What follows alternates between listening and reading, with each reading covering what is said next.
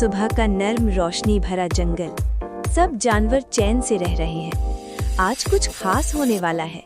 बब्बर शेर शान से जंगल में चल रहा है।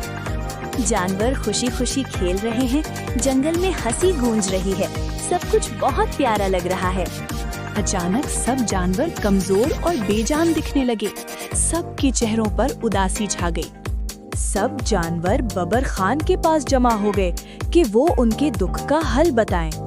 बाबर खान की आंखों में फिक्र नजर आती है। वो सोच रहा है कि आखिर मसला क्या है। छोटी सी चिड़िया बाबर खान को चुपके से एक अजीब सी खबर सुनाती है। बाबर खान जोर से गरज कर कहता है, हम डरेंगे नहीं, आज सच का पता लगेगा।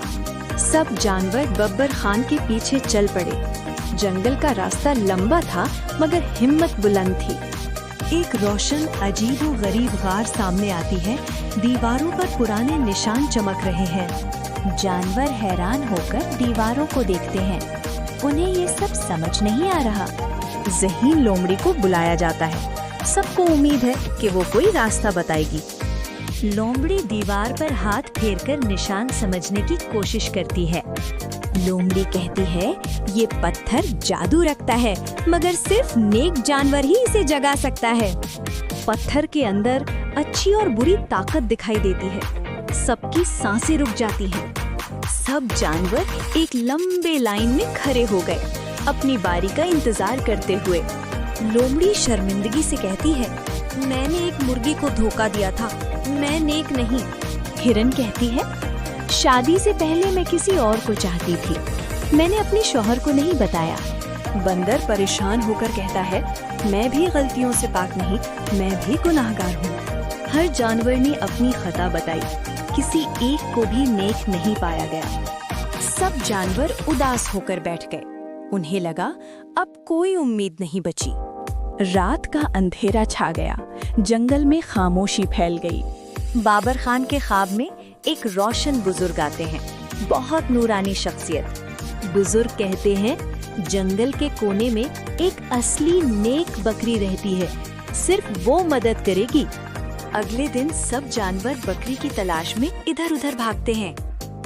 एक अजीब सी बकरी मिलती है, लेकिन उसकी आंखों में कुछ तो गड़बड़ लगती है। बकरी पत्थर को छूती है, मगर कोई असर नहीं होता। सब बहुत हैरान है।